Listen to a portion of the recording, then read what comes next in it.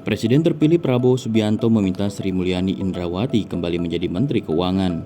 Hal tersebut diungkapkan Sri Mulyani usai bertandang ke kediaman Presiden terpilih Prabowo Subianto di Jalan Kertanegara, Jakarta Selatan pada Senin malam 14 Oktober 2024. Sama seperti 48 orang lain yang datang pada hari itu, Sri Mulyani mendapat pinangan untuk bergabung dengan kabinet baru. Prabowo berencana memperkuat Kementerian Keuangan dengan menempatkan 3 wakil menteri.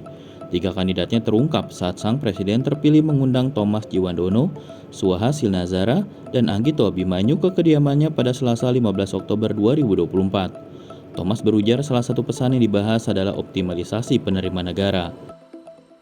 Caranya antara lain mendorong penerimaan dari perpajakan. Rasio pajak Indonesia pada akhir 2023 hanya 10,21%, turun dari 10,39% pada 2022.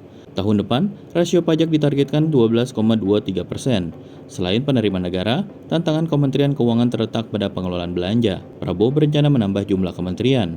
Dari 34 kementerian saat ini, era presiden baru bakal memiliki 46 kementerian. Artinya, ada tambahan beban buat belanja pegawai. Bertambahnya jumlah kementerian juga bakal menambah belanja kementerian dan lembaga. Padahal, belanja kementerian dan lembaga dalam APBN 2025 sudah dinaikkan menjadi Rp1.160,1 triliun. Sebelumnya, dalam era APBN 2025, nilainya hanya Rp976,8 triliun. Kepala Pusat Kebijakan Anggaran Pendapatan dan Belanja Negara Badan Kebijakan Fiskal Kementerian Keuangan, Wahyu Utomo mengatakan, perubahan itu dilakukan untuk mendukung program unggulan pemerintah baru. Salah satunya belanja untuk program makan bergizi gratis senilai Rp71 triliun.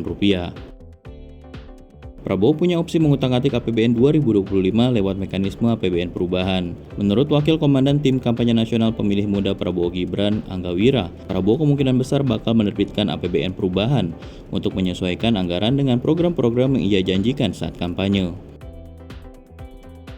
Direktur Center of Economic and Law Studies Nailul Huda mengingatkan soal beban belanja yang muncul dari pendanaan program-program di kementerian baru. Jika tak pandai mengelola belanja, resikonya adalah menambah utang. Huda berharap kehadiran Sri Mulyani yang terkenal disiplin menjaga defisit anggaran tak melewati 3% dari produk domestik bruto bisa meredam upaya menambah utang secara berlebihan. Kepala Ekonom Bank Permata Joshua Pardede mengatakan banyak investor asing memuji kedisiplinan Sri Mulyani dalam mengendalikan fiskal. Itu sebabnya kemunculan namanya cukup mengejutkan karena sikapnya bertolak belakang dengan Prabowo yang sempat mengembuskan rencana menambah rasio utang terhadap PDB hingga melebihi 50%. Joshua menambahkan catatan lain soal pekerjaan rumah Menteri Keuangan baru tahun depan dari sisi belanja. Dia menilai pemerintah perlu mengevaluasi ulang beragam kebijakan insentif fiskal yang ada. Pemerintah harus memastikan stimulus tersebut berdampak pada perekonomian.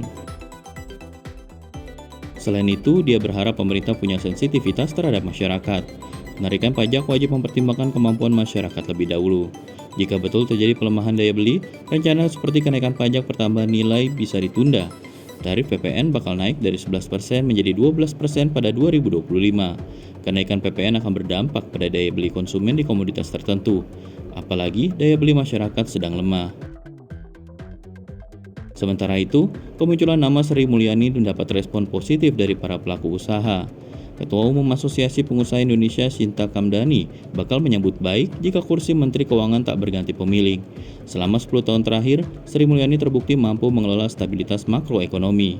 Sinta berharap Menteri Keuangan di era Prabowo bisa mempertahankan bahkan meningkatkan disiplin dan prinsip kehati-hatian dalam mengelola APBN sesuai dengan standar internasional. Stabilitas makro hingga peningkatan daya saing kebijakan fiskal juga menjadi perhatian para pengusaha. Pada 19 September 2024, Sri Mulyani mengatakan pendapatan negara pada 2025 diperkirakan mencapai Rp3.005,1 triliun yang didukung oleh penerimaan pajak sebesar Rp2.490,9 triliun dan penerimaan negara bukan pajak Rp513,6 triliun. Dia menjelaskan target penerimaan perpajakan pada 2025 ditunjang oleh reformasi perpajakan, peningkatan kepatuhan wajib pajak, perluasan basis pajak, mulai berlakunya sistem Cortex, serta sistem perpajakan yang kompatibel dengan arah perubahan struktur perekonomian dan kebijakan perpajakan dunia.